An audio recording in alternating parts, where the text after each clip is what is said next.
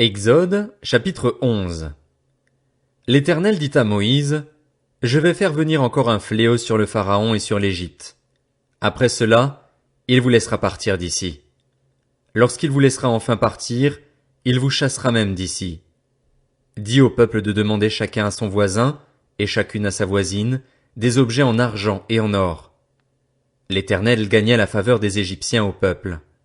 Du reste, Moïse lui-même était un homme très important en Égypte aux yeux des serviteurs du Pharaon et du peuple. Moïse annonça, « Voici ce que dit l'Éternel, vers le milieu de la nuit, je parcourrai l'Égypte et tous les premiers-nés mourront en Égypte, depuis le fils aîné du Pharaon qui siège sur son trône, jusqu'au fils aîné de la servante qui travaille à la meule et jusqu'à tous les premiers-nés des animaux. Il y aura dans toute l'Égypte de si grands cris qu'il n'y en a pas eu et qu'il n'y en aura plus de pareils. En revanche, chez les Israélites, pas même un chien ne grognera, ni contre un homme, ni contre un animal. Vous saurez ainsi quelle différence l'Éternel fait entre l'Égypte et Israël. Alors tous tes serviteurs ici présents descendront vers moi et se prosterneront devant moi en disant, « Sors, toi et tout le peuple qui marche à ta suite. » Après cela, je sortirai.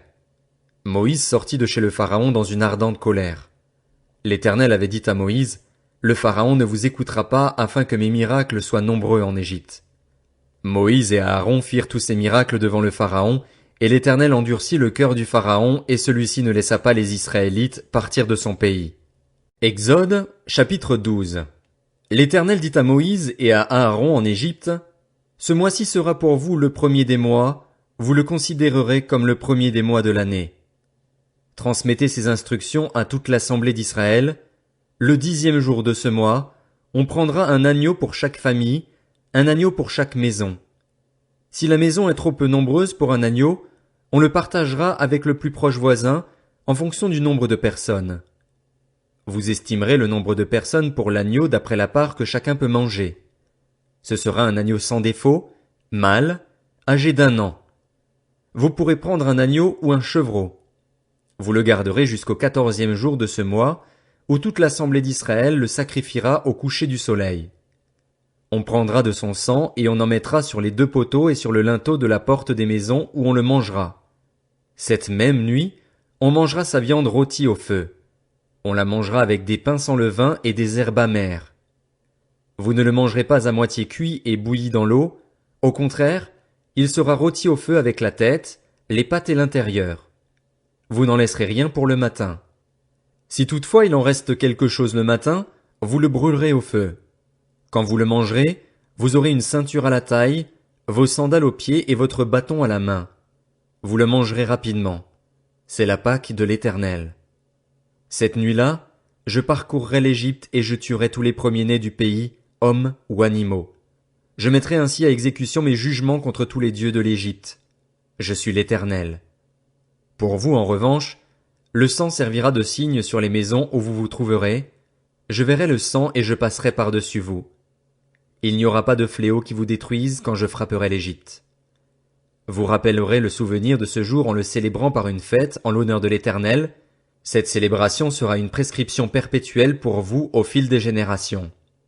Pendant 7 jours, vous mangerez des pains sans levain. Dès le premier jour, il n'y aura plus de levain dans vos maisons. En effet, toute personne qui mangera du pain levé, du 1er au 7e jour sera exclue d'Israël. Le 1er jour, vous aurez une sainte assemblée, et le 7e jour aussi. On ne fera aucun travail ces jours-là, vous pourrez seulement préparer la nourriture de chaque personne. Vous célébrerez la fête des pains sans levain, car c'est précisément ce jour-là que j'aurai fait sortir vos armées d'Égypte. Le respect de ce jour sera une prescription perpétuelle pour vous au fil des générations. Le 14e jour du 1er mois, le soir, vous mangerez des pains sans levain jusqu'au soir du 21e jour. Pendant 7 jours, on ne trouvera pas de levain dans vos maisons. En effet, toute personne qui mangera du pain levé sera exclue de l'assemblée d'Israël, qu'il s'agisse d'un étranger ou d'un Israélite. Vous ne mangerez pas de pain levé, dans tous vos foyers, vous mangerez des pains sans levain. Moïse appela tous les anciens d'Israël et leur dit, « Allez prendre une pièce de petit bétail pour vos familles et sacrifier l'agneau pascal. Vous prendrez ensuite un bouquet de branches d'hysope, vous le tremperez dans le bassin contenant le sang de l'animal, et vous toucherez le linteau et les 2 poteaux de la porte avec ce sang. Aucun de vous ne sortira de sa maison jusqu'au matin. Quand l'Éternel passera pour frapper l'Égypte et qu'il verra le sang sur le linteau et sur les 2 poteaux, il passera par-dessus la porte et ne permettra pas aux destructeurs d'entrer dans vos maisons pour frapper. Vous respecterez cela comme une prescription valable pour vous et pour vos enfants à perpétuité. Une fois entrés dans le pays que l'Éternel vous donnera, conformément à sa promesse, vous observerez ce rite. Et lorsque vos enfants vous demanderont « Que signifie ce rite pour vous ?» vous répondrez « C'est le sacrifice de la Pâque en l'honneur de l'Éternel, qui est passé par-dessus les maisons des Israélites en Égypte, lorsqu'il a frappé l'Égypte et sauvé nos familles. » Le peuple s'inclina et adora. Les Israélites s'en allèrent et se conformèrent à ce que l'Éternel avait ordonné à Moïse et à Aaron, c'est ainsi qu'ils agirent. Au milieu de la nuit, l'Éternel tua tous les premiers-nés en Égypte, depuis le fils aîné du Pharaon qui siégeait sur son trône, jusqu'au fils aîné du détenu dans sa prison, et jusqu'à tous les premiers-nés des animaux. Le Pharaon se leva en pleine nuit, ainsi que tous ses serviteurs et tous les Égyptiens. Il y eut de grands cris en Égypte, car il n'y avait pas une seule maison où il n'y avait pas un mort. La nuit même, le Pharaon appela Moïse et Aaron et leur dit « Levez-vous, sortez du milieu de mon peuple, vous et les Israélites. Allez servir l'Éternel comme vous l'avez dit. Prenez votre petit et votre gros bétail comme vous l'avez dit. Allez-y et bénissez-moi. » Les Égyptiens poussaient le peuple, ils étaient pressés de le renvoyer de leur pays car ils se disaient « Nous allons tous mourir. » Le peuple emporta donc sa pâte avant qu'elle soit levée, ils enveloppèrent les pétrins dans leurs vêtements et les portèrent sur leurs épaules. Les Israélites se conformèrent aux indications de Moïse et demandèrent aux Égyptiens des objets en argent et en or ainsi que des vêtements. L'Éternel gagna au peuple la faveur des Égyptiens, qui répondirent positivement à leurs demandes. Ils dépouillèrent ainsi les Égyptiens. Le nombre des Israélites qui partirent de Ramsès pour Sukkot était d'environ 600 000 fantassins, sans compter les enfants. Une grande foule de gens de toutes sortes montèrent avec eux. Ils avaient aussi des troupeaux considérables de petits et de gros bétail. Ils firent des gâteaux cuits sans levain avec la pâte qu'ils avaient emportée d'Égypte et qui n'était pas levée. En effet, ils avaient été chassés d'Égypte sans pouvoir s'attarder et sans même emporter de provisions. Le séjour des Israélites en Égypte dura 430 ans. Au bout de 430 ans, ce jour-là précisément, toutes les armées de l'Éternel sortirent d'Égypte. Ce fut une nuit de veille pour l'Éternel lorsqu'il les fit sortir d'Égypte. Elle sera une nuit de veille en l'honneur de l'Éternel pour tous les Israélites au fil des générations. L'Éternel dit à Moïse et à Aaron, « Voici une prescription au sujet de la Pâque. Aucun étranger n'en mangera. Tu circonciras tout esclave acquis à prix d'argent, et alors il pourra en manger. L'immigré et le salarié étranger n'en mangeront pas. On ne la mangera que dans la maison. Vous n'emporterez pas la viande à l'extérieur de la maison, et vous ne briserez aucun de ses os. » Toute l'assemblée d'Israël célébrera la Pâque. Si un étranger en séjour chez toi veut célébrer la Pâque de l'Éternel, tout homme de sa maison devra être circoncis. Alors il pourra s'approcher pour la célébrer et il sera comme l'Israélite. Mais aucun incirconcis n'en mangera. Il y aura une seule loi pour l'Israélite et pour l'étranger en séjour parmi vous. Tous les Israélites se conformèrent à ce que l'Éternel avait ordonné à Moïse et à Aaron, c'est ainsi qu'ils agirent. Et ce jour-là précisément, l'Éternel fit sortir les Israélites d'Égypte en corps d'armée. Exode, chapitre 13. L'Éternel dit à Moïse, « Consacre-moi tout aîné, tout premier-né parmi les Israélites, tant des hommes que des animaux, il m'appartient. » Moïse dit au peuple, « Souvenez-vous de ce jour où vous êtes sortis d'Égypte, de la maison d'esclavage. En effet, c'est par sa main puissante que l'Éternel vous en a fait sortir. On ne mangera pas de pain levé. Vous sortez aujourd'hui, au cours du mois des épis. Quand l'Éternel t'aura fait entrer dans le pays des Cananéens, des Hittites, des Amoréens, des Héviens et des Jébusiens, qu'il a juré à tes ancêtres de te donner, pays où coule le lait et le miel, tu rendras ce culte à l'Éternel au cours de ce même mois. Pendant 7 jours tu mangeras des pains sans levain, et le 7e jour il y aura une fête en l'honneur de l'Éternel. On mangera des pains sans levain pendant les 7 jours.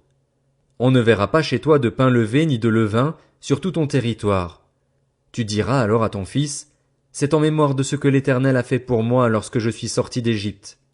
Ce sera pour toi comme un signe sur ta main et comme un souvenir entre tes yeux, afin que la loi de l'Éternel soit dans ta bouche. En effet, C'est par sa main puissante que l'Éternel t'a fait sortir d'Égypte. Tu respecteras cette prescription au moment fixé d'année en année. Quand l'Éternel t'aura fait entrer dans le pays des Cananéens, comme il l'a juré à toi et à tes ancêtres, et qu'il te l'aura donné, tu consacreras tout premier-né à l'Éternel, même tout premier-né des animaux que tu auras. Les mâles appartiennent à l'Éternel. Tu rachèteras avec un agneau tout premier-né de l'âne. Si tu ne le rachètes pas, tu lui briseras la nuque. Tu rachèteras aussi tout premier-né de tes fils. Et lorsque ton fils te demandera un jour, que signifie cela? Tu lui répondras, par sa main puissante, l'Éternel nous a fait sortir d'Égypte, de la maison d'esclavage. Et, comme le Pharaon s'obstinait à ne pas nous laisser partir, l'Éternel a fait mourir tous les premiers-nés en Égypte, depuis les premiers-nés des hommes jusqu'aux premiers-nés des animaux. Voilà pourquoi j'offre en sacrifice à l'Éternel tout premier-né des mâles, et rachète tout premier-né de mes fils. Ce sera comme un signe sur ta main et comme une marque entre tes yeux, qui rappellera que l'Éternel nous a fait sortir d'Égypte par sa main puissante. Lorsque le Pharaon laissa partir le peuple, Dieu ne le conduisit pas par le chemin qui passait par le pays des Philistins, même si c'était le plus direct. Dieu se dit en effet, le peuple pourrait éprouver des regrets en rencontrant la guerre et retourner en Égypte. Dieu fit donc faire au peuple un détour par le chemin du désert, vers la mer des roseaux. Les Israélites étaient partis d'Égypte en ordre de bataille, et Moïse avait pris avec lui les ossements de Joseph, car ce dernier l'avait fait jurer aux fils d'Israël en disant, « Quand Dieu interviendra pour vous, vous ferez remonter mes ossements loin d'ici avec vous. » Ils partirent de Sukkot et campèrent à Étam, à l'extrémité du désert. L'Éternel allait devant eux, le jour dans une colonne de nuée pour les guider sur leur chemin, et la nuit dans une colonne de feu pour les éclairer, afin qu'ils puissent marcher jour et nuit.